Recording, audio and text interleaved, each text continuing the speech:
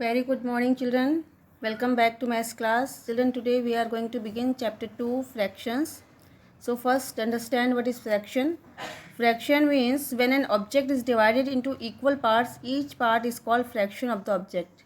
So इसका मतलब ये है कि यदि हम किसी भी ऑब्जेक्ट को इक्वल पार्ट में डिवाइड करते हैं, 4 पार्ट में कर सकते हैं, 5 पार्ट में, जितने भी पार्ट में आप डिवाइड करते हो तो उसका हर एक पार्ट को हम फ्रैक्शन कहेंगे। जैसे कि मान लो ये कोई भी एक ऑब्जेक्ट है, मान लो ये केक है, ठीक है। अब केक को अपने 4 इक्वल पार्ट्स में डिवाइड कर दिया, ठीक है। यदि आप एक पार्ट उसका खा रहे हो, ठीक है, तो आप बोलोगे आपने कितना खाया, 1/4। 1/4 पार्ट आपने खाया, मतलब 4 पार्ट में से एक पार्ट खाया, डेट मीन्स 1/4। तो ये जो है ये फ्रैक्शन है, ठीक है, जिसमें एक न्यूमरेटर होता है और नीचे वाला जो होता है डिनोमिनेटर होता है। डिनोमिनेटर टोटल पार्ट्स है और उसमें जितना आपने यूज़ किया ये ऊपर न्यूमरेटर में दिखाया गया है, ठीक है। उसी प्रकार यदि आप 2 पार्ट खा लेते हो उसी केक का, तो आपने कितना खाया, 2/4 पार्ट खाया। 2/4 को हम और यदि कट करते हैं ना तो 1/2, मतलब क्या हो गया, हाफ। मतलब तुमने जो है उस केक का हाफ खा लिया, या तो 2/4 पार्ट खा लिया ये भी कह सकते हो, या हाफ पार्ट खा लिया ये भी कह सकते हो। दोनों करेक्ट है, दोनों फ्रैक्शन है, राइट ना। यदि आपने 3 पार्ट खाया, डेट मीन्स आपने कितना खाया, 3/4, मतलब टोटल में से 4 पार्ट में से 3 पार्ट आपने खा लिया। यानी यदि सारे पार्ट्स खा लिए, मतलब 4/4 खा लिए, तो 4/4 को हम यदि कट करते हैं तो 4 और 4 कट होने के बाद 1 बच हो जाता है, डेट मीन्स 1 मतलब ये टोटल होल है, आपने एक पूरा खा लिया। या तो कह सकते हो फ्रैक्शन में 4/4 खा लिया, या फिर यह कह सकते हो होल नंबर में क्या कहोगे कि हमने एक पूरा केक खा लिया। तो ये है फ्रैक्शन बच्चों, यदि इसमें न्यूमरेटर होता है, डिनोमिनेटर होता है। And a fraction is written in the form of a/b। इस फॉर्म में लिखा रहता है where a is numerator and b is denominator, and a and b are called the terms of the fraction, ठीक है। अब जानते हैं कि फ्रैक्शन के कितने टाइप्स हैं, ठीक है। A fraction whose numerator is less than its denominator is known as proper fraction. तो प्रॉपर फ्रैक्शन तब कहेंगे जब हम देखेंगे कि किसी भी फ्रैक्शन का जो न्यूमरेटर जो है वो छोटा होगा, ठीक है। यदि ऊपर वाला न्यूमरेटर छोटा होगा, नीचे वाला बड़ा होगा, तो हम ऐसे फ्रैक्शन को क्या कहेंगे, प्रॉपर फ्रैक्शन कहेंगे। जैसे 2/5, 3/7, 5/6, ठीक है। उसी प्रकार इम्प्रॉपर फ्रैक्शन किसे कहेंगे, a fraction whose numerator is greater than its denominator. यदि न्यूमरेटर बड़ा होगा और डिनोमिनेटर छोटा होगा तो हम कहेंगे कि ये फ्रैक्शन जो है क्या है, इम्प्रॉपर है, ठीक है। Next, a combination of whole number and a proper fraction is called mix fraction. यदि किसी फ्रैक्शन में एक होल नंबर हो और एक प्रॉपर फ्रैक्शन हो, प्रॉपर फ्रैक्शन मतलब ऊपर वाला छोटा और नीचे वाला बड़ा, ये हो गया प्रॉपर फ्रैक्शन। एक होल नंबर और एक प्रॉपर फ्रैक्शन दोनों साथ में हो तो हम उसे कहेंगे मिक्स फ्रैक्शन। क्लियर।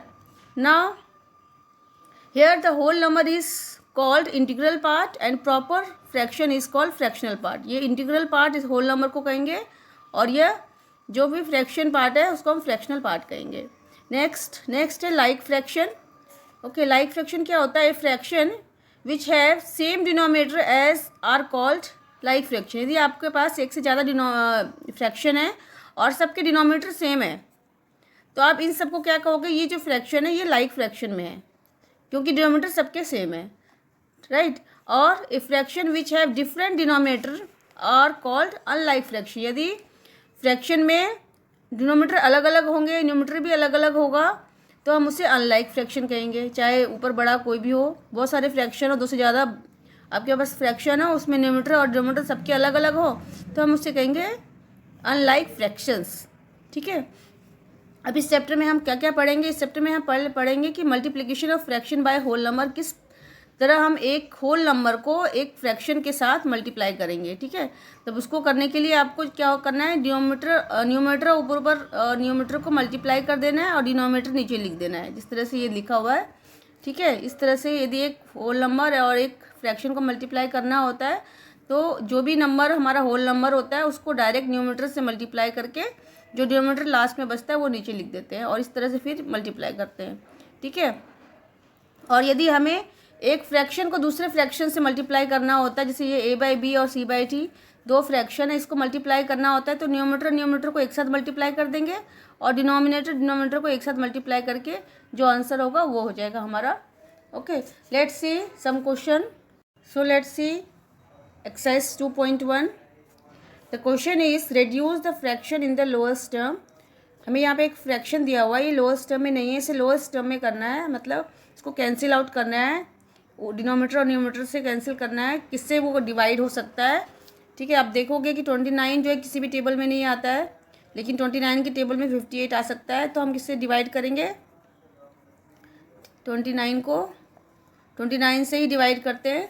ठीक है, क्योंकि 29 के अलावा 29 किसी और टेबल में नहीं आता है ना। तो 29 1 जा 29 एंड 29 2 जा 58। सो हमारा आंसर हो जाएगा 1/2 जो कि लोएस्ट टर्म में है। ठीक है, नाउ इसी तरह से आप किसी भी फ्रैक्शन को कट करके कैंसिल करके आप लोएस्ट टर्म में कर सकते हो। ठीक है, now the next question is find the product. अब हमें यहाँ पर प्रोडक्ट फाइंड आउट करना है। क्वेश्चन में ये होल नंबर है, ठीक है, और ये फ्रैक्शन है। अब इन दोनों को मल्टीप्लाई करना है। So what we will do, आप न्यूमरेटर को न्यूमरेटर से मल्टीप्लाई कर दोगे इस तरह से, होल नंबर को पहले न्यूमरेटर से मल्टीप्लाई कर दोगे इस तरह से।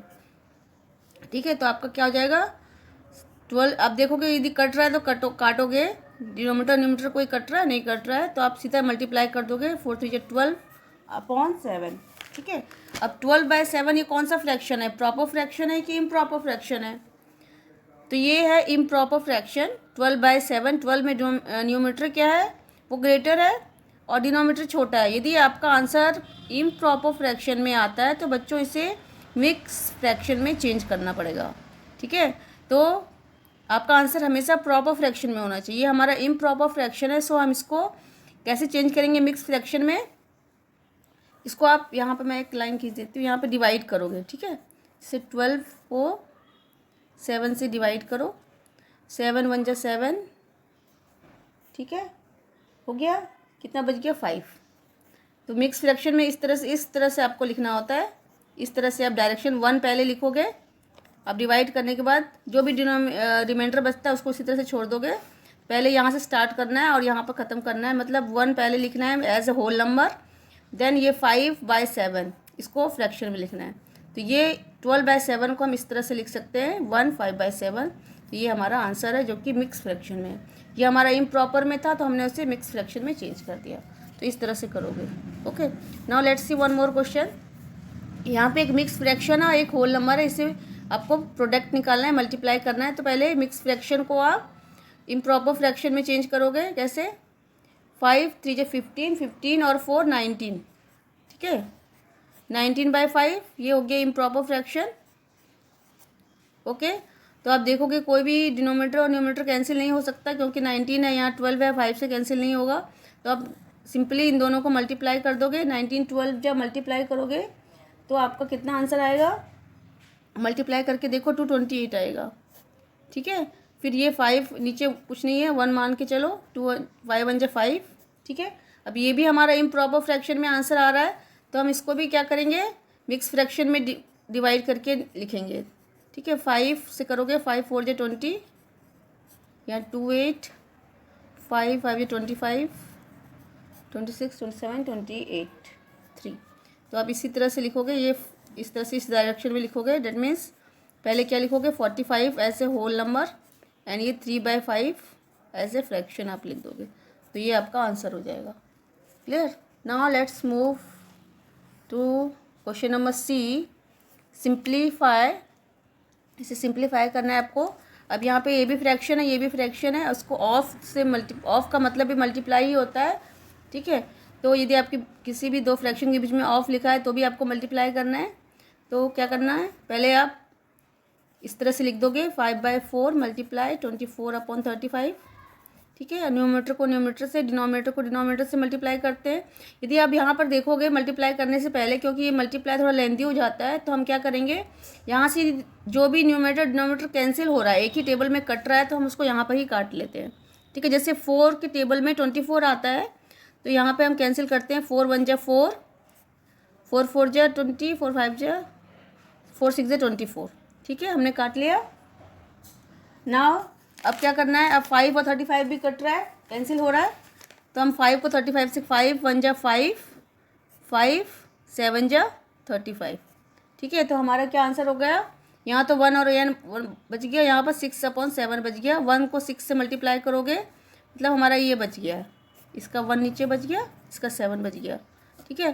डेट मीन्स 6 1 जा 6, 7 1 जा 7, ये हमारा आंसर बच गया। और ये कौन सा फ्रैक्शन है? ये प्रॉपर फ्रैक्शन है क्योंकि ऊपर छोटा है, ठीक है। तो प्रॉपर फ्रैक्शन को डायरेक्ट आंसर लिख सकते हो आप, राइट। तो ये हमारा 6/7 जो है आंसर हो गया। Now let's see another question. So we will do first multiply. यहाँ पर आप देखोगे ये क्या है, ये मिक्स फ्रैक्शन में है, इसको आप सिंपल फ्रैक्शन में चेंज करोगे। 16 हो जाए 16 और 9 25/16 हो जाएगा, ठीक है। अब कैंसिल कर लो, 5 से 25 कट जाएगा, 5 1 जा 5, 5 5 जा 25, 4 और 16 कटेगा, 4 1 जा 4, 4 4 जा 16। तो हमारा क्या बच गया, यहाँ पे 1 बच गया, इंटू यहाँ पे 5 बचा, और यहाँ पे 1 बचा, और यहाँ पे 4 बचा। डेट मीन्स 5 1 जा 5, 5 4 जा 4 1 जा 4 एंड 5 1 जा 5। तो हमारा कौन सा फ्रैक्शन है? ये है इम्प्रॉपर फ्रैक्शन, क्योंकि ऊपर क्या है, बड़ा है। तो अब इसको हमें चेंज करना पड़ेगा मिक्स फ्रैक्शन में डिवाइड करके, ठीक है। इस तरह से 5 4 से डिवाइड करोगे, इसको इस डायरेक्शन में लिखोगे, मतलब पहले 1 लिखना है ऐसे होल नंबर एंड 1/4। तो ये हमारा आंसर हो गया। Clear? Hope everything is clear.